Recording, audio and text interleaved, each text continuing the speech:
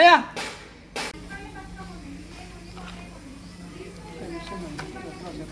క్లాసులు నిర్వహించడం స్కూల్ ప్రారంభించడం చేస్తుంటారు. అట్లాంటి స్కూల్ పైన ఖచ్చితంగా చర్యలు తీసుకోవాలని చెప్పి మీరు ఎంఏ వద్ద ఆ స్కూల్ చాలు చేశారు, గతంలో కూడా చాలు చేసారు. సో ఈ సంవత్సరం ఖచ్చితంగా కఠినంగా వారి పైన చర్యలు తీసుకోవాలని చెప్పి మేము డిమాండ్ చేస్తున్నాం మీ ద్వారా ప్రభుత్వం. తెలంగాణ రాష్ట్ర ప్రభుత్వం ఈ నెల 21 నుండి 3వ తారీఖు వరకు దసరా సెలవులను ప్రకటించడం జరిగింది.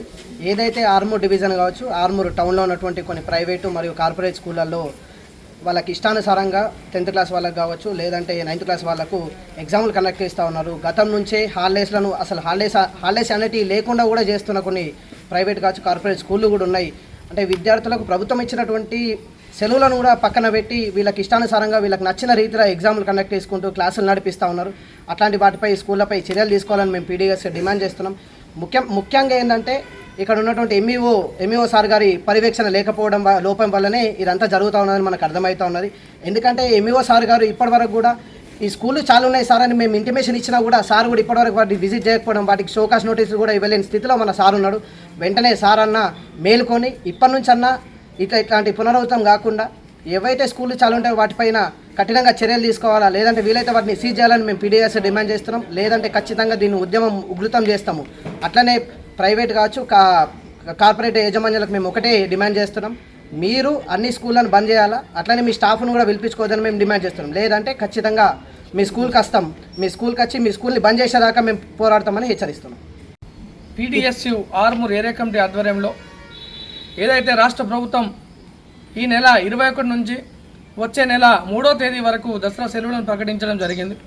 అందులో భాగంగానే ఈరోజు ఎంఈఓ మండల విద్యాశాఖ అధికారికి ఒక మెమోరాండం ఇవ్వడం జరిగింది.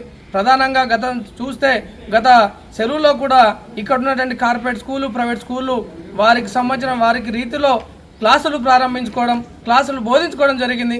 అదేవిధంగా అక్కడ ఉన్నటువంటి టీచర్లను సైతం కూడా సెలవులు అని చెప్పేసి పక్కన పెట్టి వారితో కూడా పనులు చేయించుకునేటువంటి సందర్భాలు అనేక ఘటనలు ఉన్నాయి. అందులో భాగంగానే మేము ప్రధానంగా ఏం డిమాండ్ చేస్తూ ఉన్నామంటే జిల్లా వ్యాప్తంగా, ఆర్మూర్ డివిజన్ వ్యాప్తంగా, ఆర్మూర్ మండల వ్యాప్తంగా ఉన్నటువంటి ఏవైతే స్కూల్ చాలు ఉన్నాయో వాటిపైన ఖచ్చితంగా కఠినంగా చర్యలు తీసుకోవాలని చెప్పేసి మేము డిమాండ్ చేస్తూ ఉన్నాం. ఎందుకంటే ప్రభుత్వ ఆదేశాలను ఎవరైతే పాటించారో వారిపైన కొరడ చూపించాల్సినటువంటి అవసరం ఉందని చెప్పేసి ప్రధానంగా మేము డిమాండ్ చేస్తాను.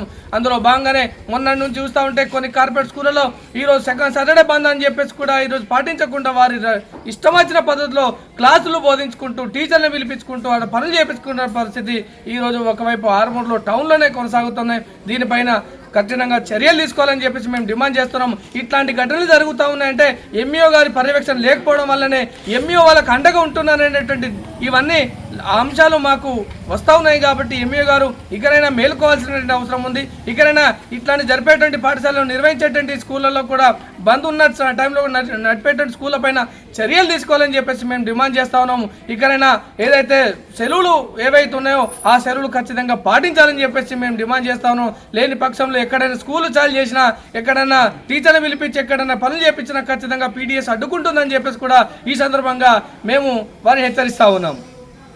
Thanks for watching. Like, share and subscribe.